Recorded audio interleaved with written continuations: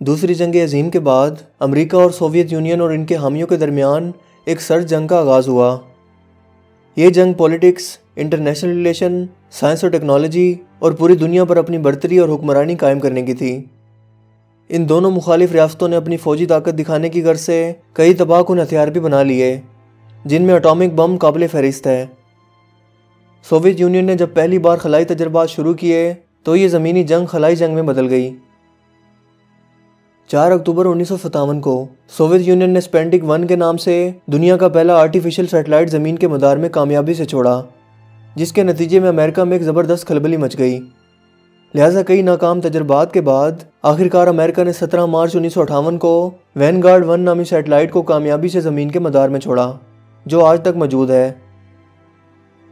اس کے بعد خلا کی جنگ میں ایک دوسرے کو نیچا دکھانے کے لیے کئی حربے امریکہ اور سوویت یونین کی طرف سے آزمائے گئے۔ دونوں سپر پاورز نے اپنی نظریں چاند کی جانب جما لیں اور اسے سب سے پہلے سر کرنا اپنا مقصد بنا لیا۔ حالیہ شائع ہونے والی خفیہ دستاویزات بتاتی ہیں کہ دونوں سپر پاورز اس جنگ کو جیتنے کے لیے کس حد تک جانے کو تیار تھے۔ دونوں ممالک نے نیوکلیئر حملہ کر کے چاند کو اڑانے کا منصوبہ بنایا۔ امریکہ کی دستاویزات میں اس پروجیکٹ کا نام پروجیکٹ A119 رکھا گیا، جو کوڈ ورڈنگ میں تھا اور اسے خفیہ رکھا گیا تھا۔ یہ منصوبہ امریکی ایئر فورس نے 1958 میں بنایا تاکہ امریکہ سوویت یونین اور پوری دنیا کو اپنی طاقت اور تباہی کرنے کی صلاحیت دکھا کر خوفزدہ کر سکے۔ امریکی ایئر فورس کے ساتھ ایک فزسسٹ لینارڈ ریفل بھی اس منصوبے میں شامل تھے، جنہیں اس منصوبے کو مکمل کرنے کے طریقوں پر ریسرچ کرنے کے لیے شامل کیا گیا تھا۔ لینارڈ ریفل وہی شخص ہے جو ناسا کے چاند پر جانے کے مشن کا انچارج بھی تھا، اور ہم سب جانتے ہیں کہ ناسا کا چاند پر جانا بھی ایک ڈرامہ تھا جو صرف سوویت یونین سے خلائی دوڑ میں برتری حاصل کرنے کے لیے کیا گیا تھا۔ امریکن ملٹری اور سائنسدانوں کی ایک ٹیم نے جاپانی شہر ہیروشیما پر گرائے جانے والے بم کے برابر کا نیوکلیئر میزائل چاند کی سطح پر گرانے کا بھیانک منصوبہ بنایا، جسے چاند کی چمکدار سطح سے ٹکرانا تھا۔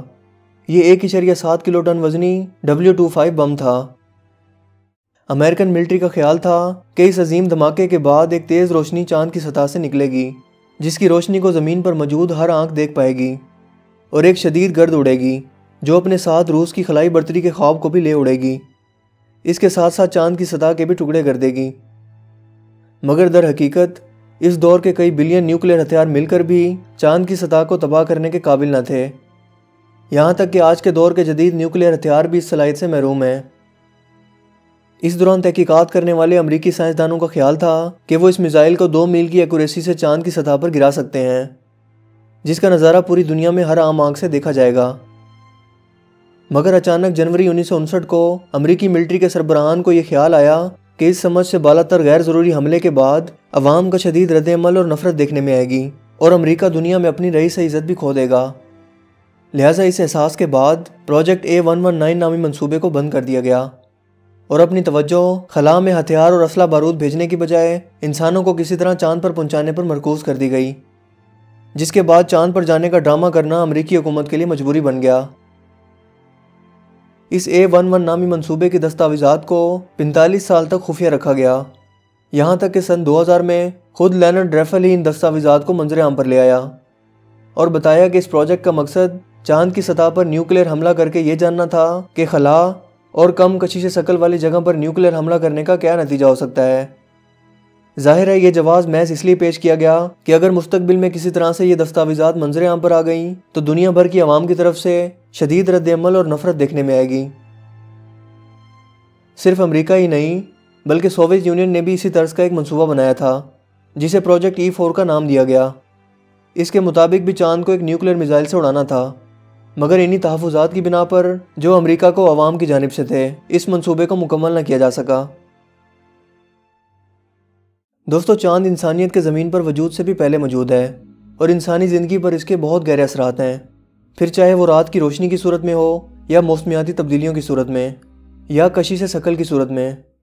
لیکن کیا آپ نے کبھی یہ سوچا کہ اگر چاند کو کسی طرح سے تباہ کرنا ممکن ہو جائے اور کسی دھماکے کے بعد اس کا وجود مکمل طور پر ختم ہو جائے؟ اگر کسی دھماکے کے بعد چاند کئی ٹکڑوں میں تقسیم ہو گیا تو ممکن ہے کہ زمین کی کشش شکل کے باعث یہ ٹکڑے زمین کے گرد چکر لگانا شروع کر دیں گے، اور ایک ایسا حلقہ وجود میں آئے گا جیسا سیٹرن سیارے کے گرد موجود ہے۔ زمین کے مدار میں موجود سیٹلائٹس اپنا وجود برقرار نہیں رکھ پائیں گی۔ اس کے علاوہ زمین کے مدار سے نکلنا بھی تقریباً ناممکن ہو جائے گا۔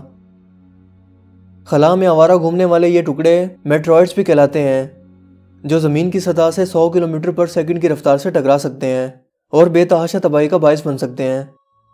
اگر چاند کا وجود نہ ہو تو رات کو روشنی کی غیر موجودگی میں آسمان بہت کالا اور چمکدار ستاروں سے بھرا نظر آئے گا۔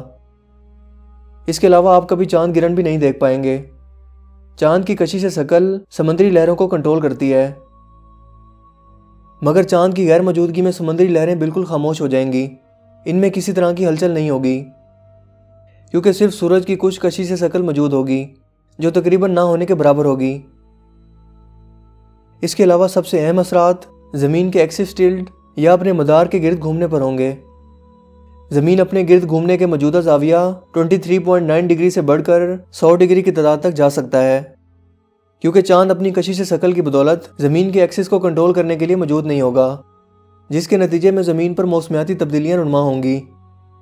کیونکہ جب زمین کا ایکسس زاویہ بدلے گا تو برفانی علاقے جہاں سورج کی روشنی نہیں پڑتی اور وہ شدید برف میں لپٹے رہتے ہیں، وہاں دھوپ نکلنے کی بدولت برف پگھلنا شروع ہو جائے گی اور رہنے کے لیے موسم سازگار ہو جائے گا۔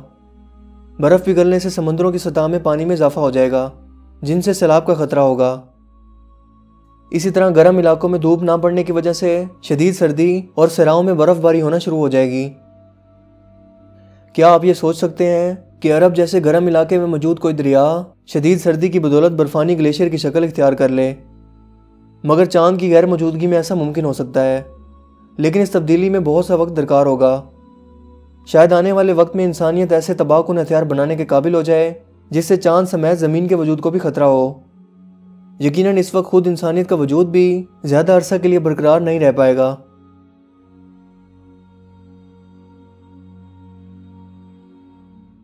دوستوں، مجھے امید ہے کہ آج کی یہ ویڈیو آپ کے لیے کافی انفارمیٹیو ہوگی اور آپ کو پسند آئی ہوگی۔ اگر ویڈیو آپ کو اچھا لگا تو اس ویڈیو کو لائک کیجئے اور دوستوں کے ساتھ شیئر کیجئے۔ آپ اپنی رائے کا اظہار کمنٹس میں بھی کر سکتے ہیں۔ میرا نام ہے حسیب شفقت اور آپ دیکھ رہے ہیں ہنسی ٹی وی۔ میں ملوں گا آپ سے ایک نئی انٹرسٹنگ ویڈیو میں، تب تک کے لیے اپنا بہت سا خیال رکھیے گا۔ Thanks for watching this video. اللہ حافظ۔